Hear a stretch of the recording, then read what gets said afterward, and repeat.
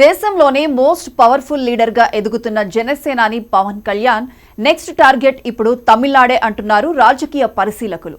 ఇప్పటికే మహారాష్ట్ర లాంటి చోట్ల దుమ్ము రేపిన పవన్ ను తమిళనాడు ఎన్నికల్లో బ్రహ్మాస్త్రంలా వాడుకోవాలని కాషాయ పెద్దలు భావిస్తున్నారట. దీనికి సంబంధించి ఇప్పటికే పవన్ ఈ మధ్య పలుమార్లు తమిళనాడులో పర్యటించారు. అధికార డీఎంకేపై తీవ్రంగా రియాక్ట్ అవుతున్నారు. ఈ పరిణామాలు స్టాలిన్ ప్రభుత్వాన్ని ఉక్కిరిబిక్కిరి చేస్తున్నాయి. ఇక తాజాగా పవన్ డీఎంకే మధ్య మాటల యుద్ధం జరగడం రాజకీయ వర్గాల్లో చర్చకు దారితీసింది. పవన్ కళ్యాణ్ రీసెంట్ గా తమిళనాడుకు వెళ్లారు. మదురైలో జరిగిన మురుగన్ భక్తుల సదస్సు కోసం అక్కడికి వెళ్లిన పవన్ తమిళనాడు రాజకీయాలను కూడా టచ్ చేశారు. అధికార పార్టీ నేతలపై సంచలన కామెంట్స్ చేశారు. పవన్ వెళ్లిన సమావేశం మతపరమైందైనా అక్కడి అధికార డీఎంకేను విమర్శించడంపై దేశవ్యాప్తంగా చర్చ మొదలైంది. డీఎంకే మంత్రి ఉదయనిధి స్టాలిన్ గతంలో సనాతన ధర్మంపై చేసిన వ్యాఖ్యలను పరోక్షంగా ప్రస్తావిస్తూ పవన్ కళ్యాణ్ స్వరం పెంచారు. ఒక క్రైస్తవుడు తన మతాన్ని గౌరవించవచ్చు, ముస్లింలు కూడా వారి మతాన్ని గౌరవిస్తారు. అయితే ఒక హిందువు తన మతాన్ని గౌరవిస్తే మాత్రం ఎందుకు అభ్యంతరం అని ప్రశ్నించారు పవన్. ఈ వ్యాఖ్యలపై తాజాగా డీఎంకే కూడా స్పందించింది. పవన్ కళ్యాణ్ మతాన్ని రాజకీయంగా వాడుకుంటున్నారని, ఆయన తమిళనాడు రాజకీయాల్లో చిచ్చు పెడుతున్నారని విమర్శలు చేస్తున్నారు డీఎంకే నేతలు. పవన్ కళ్యాణ్ మదురైలో డీఎంకేపై చేసిన విమర్శలపై ఆ పార్టీకి చెందిన మంత్రి శేఖర్ బాబు ఘాటుగా స్పందించారు. పవన్ కళ్యాణ్ కు అసలు తమిళనాడుతో ఏం సంబంధమని అడిగారు. తనను ప్రశ్నించడానికి ఆయనెవరని నిలదీశారు. బీజేపీ మాయలో పడి మత రాజకీయాల్ని ప్రోత్సహించవద్దు అంటూ పవన్ కు హితవు పలికారు.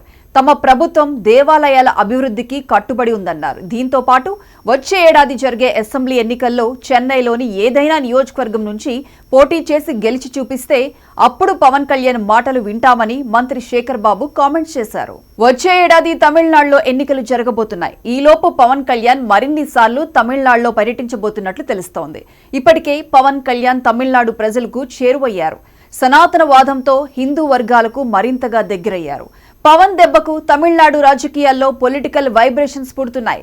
పవన్ కళ్యాణ్ మాటల వెనుక ఒక దీర్ఘకాలిక వ్యూహం ఉన్నట్లు రాజకీయ విశ్లేషకులు అంటున్నారు. ఆయన మాటలు కేవలం మతపరంగా కాదు, తమిళనాడు ఎన్నికల్లో హిందూ ఓటర్ల మద్దతు ఆకర్షించాలన్న ఉద్దేశం ఉన్నట్లు కనిపిస్తోందని అంటున్నారు. బీజేపీ వ్యూహ రచనలో భాగంగానే ఇదంతా జరుగుతోందని అంటున్నారు.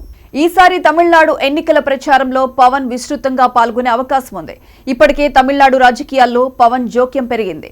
సనాతన ధర్మంపై గతంలో తమిళనాడు డిప్యూటీ సీఎం ఉదయనిధి స్టాలిన్ ను టార్గెట్ చేసిన పవన్ అన్నాడీఎంకేకి మద్దతు ప్రకటించిన సంగతి తెలిసిందే.